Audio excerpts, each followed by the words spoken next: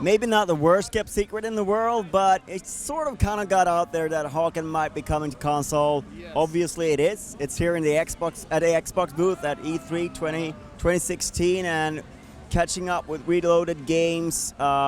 First of all, if we start a year and a half ago when you sort of came in and saved Hawken basically, what kind of thing did you see in Hawken and how do you feel you sort of progressed during these 18 months since? Well, we have essentially touched every system at every level in the entire tech stack of the whole game. So we've made improvements pretty much everywhere from the database layer all the way up to services. All that stuff is going to see the light of day once the consoles launch, of course. So we've had to kind of end up doing everything on this new branch of code just because the older stuff with the PC was just too specific. The big development, though, is when 505 Games came along and said, hey, we really think that this is going to be a great console game. And we thought, yes, we know that. Because originally Hawken was actually designed to be an Xbox Live arcade game. And it went viral with all the videos and all that sort of stuff. And Media Entertainment came along, big investment, blew it up really big. And kind of the best we kind of think of it is that it launched a little bit ahead of its time, a little bit too soon, both just technology-wise and probably the market or the design it was. Sometimes more money, more trouble can be the case with game development, right? Yes, complexity goes up exponentially with more money. That is certainly true. So we've actually tried to keep the team very small, very focused, and we tried to focus entirely on this console port that 505 Games really made happen, and we're pretty happy with the result because it plays really well. Like on the console controllers, it works well. Most of the PC players who've done that know already. And I don't know, I'm pretty excited because ultimately what we're going to be doing is get all the platforms up to the same set of features and then progress it forward. So the next several months is going to be when we launch on PS4 and Xbox One. Then we'll bring the PC over. It's just going to be a big data migration process and got to do some bug fixing and new patcher and things like that. But once it's all kind of up to par, it's going to be content creation, adding more mechs, working on maps, game modes. It's going to be kind of a collaboration with the publisher as well as Microsoft and Sony with sort of what they're interested in seeing and what they really want to support. And really, there's a lot of people who want to see this thing succeed, and we're making sure we're pretty deliberate and not making too fast of a move too soon. And I'm excited to finally be able to talk about it with everybody. Because there was this very, very awkward period of time of, we can't say anything about it, and it's clear that nothing else is happening. Yeah. I was just waiting this whole time for people to say, you're doing a console port, aren't you? Because it is kind of that thing, because Hawken had, like you said, it had a big fan base, and people were sort of curious what was going on, and, well. I know, yeah. In retrospect, I feel like I probably could have found some different ways to interact, but every time I talked to people, they said, what are you doing? What are you doing?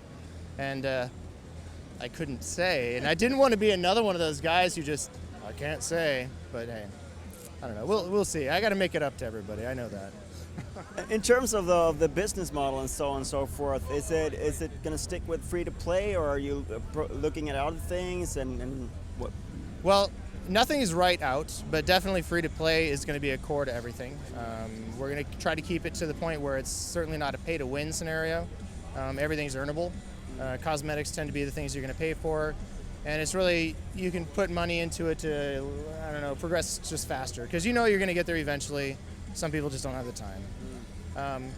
There is some possibility of, there could be DLC-type packs or additional pure content or map-type things that would be a potential, you could pay for it up front.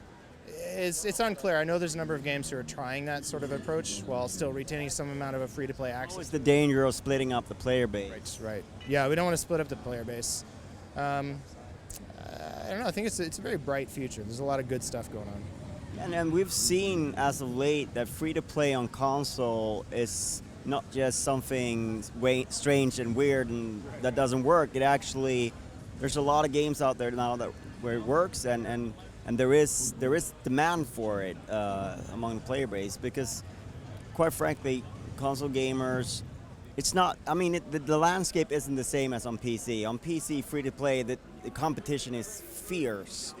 But if you manage to be a polished free-to-play on console, there's a lot of players out there who are interested in trying it out. Yeah, definitely. I kind of expect that Hawken is going to be on a whole lot of consoles, and people are going to come back to it periodically. And it's just going to be one of these staple games that people play. It's never going to muscle out like the latest Call of Duty. No, it's not going to be that.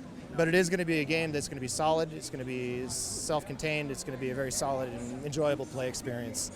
Is that the approach you're taking to the design as well, to make it this kind of, I don't want to call it like a second game for players, that game that you play, you have your main game, then a sort of secondary game, or do you sort of want to build it so that for a core audience it is that primary game, that game that they play the most on their console?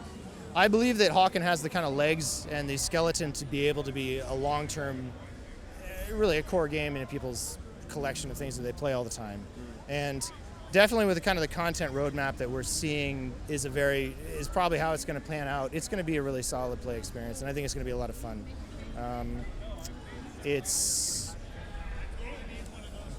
That's it, really. I don't have anything else.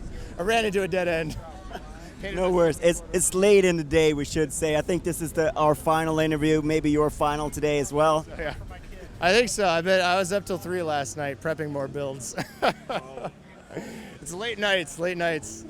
I mean, I think that's the case with a lot of developers here, because a lot of games are close to release, or like there's really not like you go away to E3, but you don't really leave your day work behind. It just piles up, and you have to make it up somehow. Exactly. There's a lot of homework still. All right, but thank you so much for your time. No, thank you. Have a good one.